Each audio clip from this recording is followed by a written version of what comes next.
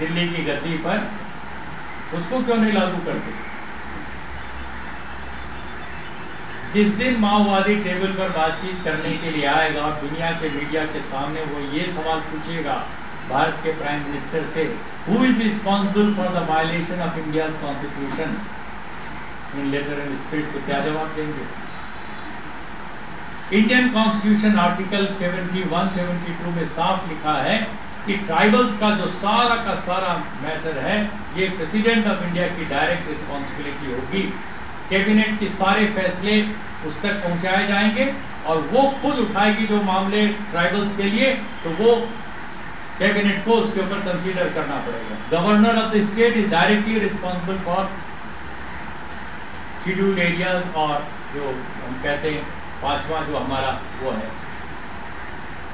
तो अब इसके बारे में आज तक 60 long years of our Indian constitution, कोई है इसका ऑडिट, कोई है इसके बारे में पूछने वाला भारत सरकार और प्रधानमंत्री और राष्ट्रपति से कि इस के अंतर्गत आपने आज तक कोई एक कार्रवाई की हो, बताइए।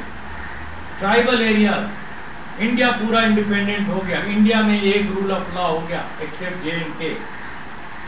उसी तरह की एक ऑटोनॉमी का प्रोविजन 5th शेड्यूल के नाम पर ट्राइबल एरियाज के लिए उसी कॉन्स्टिट्यूशन में है। Where is 5th schedule today? 5th schedule में ये आपके कानून इसी तरह लागू नहीं होंगे।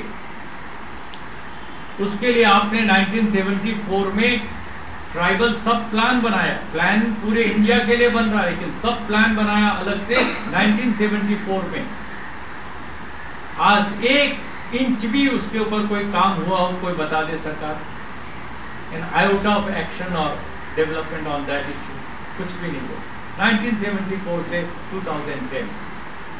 देन 1996 में बाकायदे panchayat Raj extension for scheduled areas, पेसा नाम से पास हुआ पार्लियामेंट के अंदर, और आज तक वो लागू नहीं हुआ।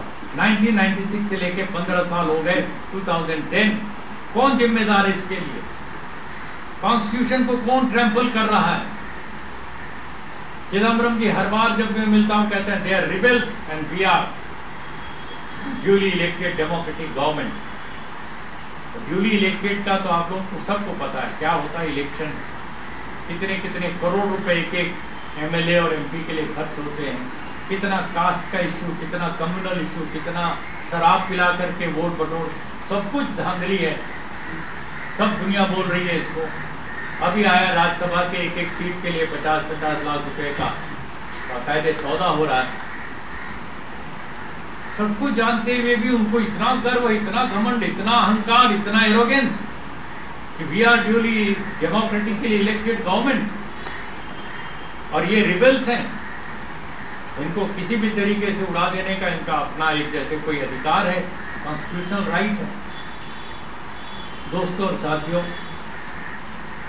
अभी जाकर के 2006 में आपने फॉरेस्ट राइट्स एक्ट बनाया, उसके ऊपर आज तक कोई 1 इंच अमल नहीं हुआ। मैं इन 3 कानूनों का हवाला देता हूं, कम से कम 1974 tribal sub plan, 1996 PESA act, panchayat Raj extension to scheduled areas, and the third one is forest rights act 2006। Government of India को हमें पूछने का पूरा अधिकार है कि बताओ इसके तहत आपने क्या काम किया। 2001 में उड़ीसा के रायगढ़ में गोली चली, काशीपुर इलाके में 3 नौजवानों को मार दिया क्योंकि वो एक मल्टीनेशनल कंपनी को बॉक्साइट के माइनिंग का अधिकार उसके खिलाफ रजिस्ट कर रहे थे। 3 tribal youth were killed, gun down. उसके पूरे 1 महीने 1.5 महीने तक एक भी कोई अफसर, कोई MLA, कोई मिनिस्टर नहीं गया उस गांव में। एक इंक्वायरी करने के लिए मैं और कलकत्ता हाई कोर्ट के चीफ जस्टिस रह चुके जस्टिस तेवतिया, हम दोनों गए उस गांव में, और हमने लौट करके the then president of India KR Narayanan को अपनी रिपोर्ट दी, और 20-22 जनवरी को रिपोर्ट दी थी हमने।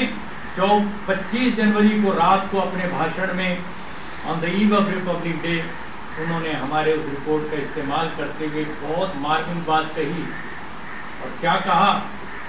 प्रेसिडेंट ऑफ इंडिया कह रहा है कि लेट इट नॉट बी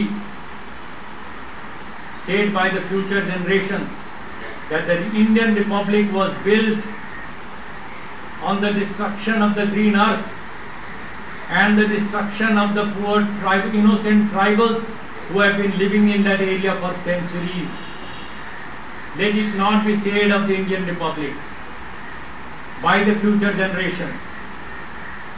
इतनी बड़ी बात इंडियन प्राइम मिनिस्टर बोल रहा है, इंडियन प्रेसिडेंट बोल रहा है, लेकिन everybody abdication in the rule rather than exception. और इसके लिए कोई देश के अंदर हलचल नहीं है, मुर्दा समाज लग रहा है। मैं अपने आप को शामिल करके सबके लिए कहना चाहता हूं, एक ग्रेवयार्ड की जैसे साइलेंस है। लोग अपने अपने कामों में इस तरह लगे हुए हैं, कोई किसी को फुर्सत नहीं है बुनियादी सवालों को उठाने के लिए। ये जमीन किसकी है, जमीन के नीचे खनिज पदार्थ मिनरल वेल्थ किसका है, ये जमीन के ऊपर खड़े हुए जंगल किसके हैं, इन नदियों का पानी किसका है, कोई पूछने के लिए तैयार नहीं। जल जमीन जंगल। और इसी सवाल को लेकर के तेलंगाना और तेभागा में पहले आंदोलन देश की आजादी से पहले छिड़ा, इसके बाद श्रीकाकुलम में चला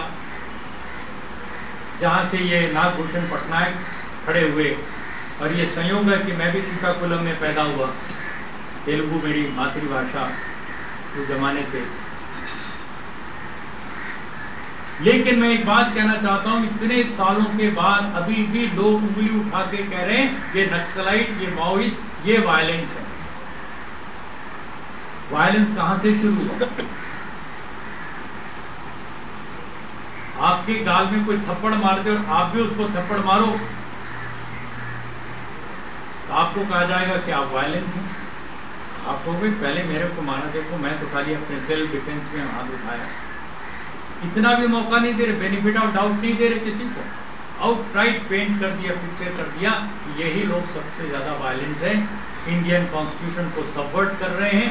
ये डिबेट आज चलना चाहिए कि who is really the main culprit, the main criminal, who is the main violator of Indian constitution? Are the Maoist violators or the government of India, the President of India, the Prime Minister and the Home Minister of India? Direct accusation लगा करके मैं इस बहस को शुरू कर रहा हूं आज आपके बीच में। वायलेंस किसके द्वारा सबसे ज्यादा हो रहा है? यदि 76 सीआरपीएफ के जवान मारे जाते हैं या 27 मारे जाते हैं या कुछ भी होता है तो हम भी कंडेम करते हैं कि ये गलत हुआ, क्योंकि सीआरपीएफ में भी जो लड़के हैं वो बेचारे गरीबी की वजह से, बेरोजगारी की वजह से वहां जा रहे हैं। उनको कोई इंडियन गवर्नमेंट से कोई प्यार नहीं है, कोई रिश्तेदारी नहीं है और न ही माओवादियों से कोई दुश्मनी है। उनके पास खाने के लिए रोटी नहीं, वो आदिवासियों के बच्चे यूनिफॉर्म पहुंच करके वहां लड़ने जाते हैं और हमारे माओवादी उनको भूल देते हैं, कहते हैं ये क्या करने आए जंगल में, दंतेवाड़ा में घर में बैठो या अपने बैरक में रहो। उनका भी एक तर्क है, लेकिन मैं कहता हूं ये गलत हो रहा है। माओवादियों को भी हिंसा का रास्ता छोड़ना चाहिए, लेकिन उनकी हिंसा और सरकार की हिंसा, इन दोनों में क्वालिटेटिव डिफरेंस है। एक हिंसा जानबूझ करके आदिवासियों के हकों को छीन करके उनके मिनरल राइट्स और उनके मिनरल वेल्थ को वेदांत को और तमाम दुनिया के कॉर्पोरेट्स को कौड़ियों के भाव बेच रहा है और देश के साथ धोखा दगा कर रहा, विश्वासघात कर रहा है, जो रेड्डी ब्रदर्स कर रहे हैं। यहां पर संतोष हेगड़े की रिपोर्ट उठा करके देखिए, एक टन में 5000 के ऊपर केवल 27 रुपया स्टेट को मिल रहा है, बाकी मौज कर रहे हैं। 500 रुपया टोटल कॉस्ट ऑफ प्रोडक्शन है, 5000 रुपए में वो बेचा जा रहा है और कितने करोड़ टन इलीगल स्मगलिंग भी हो गया। वहां से लोहा, आयरन और स्मगलिंग हो जा रहा है, करोड़ों टन। छोटी मोटी कोई चीज नहीं कि अफीम की पूड़िया जो है स्मगल हो गया, नहीं। कहने का दोस्तों, आप देखेंगे करप्शन, आईपीएल का करप्शन आपने पढ़ा और कॉमनवेल्थ का करप्शन आप रोज पढ़ रहे हैं। कोई भी आदमी आज तक किसी को सजा मिली या कोई करप्शन हो, कुछ भी हुआ? कुछ भी नहीं हो रहा। जुडिशरी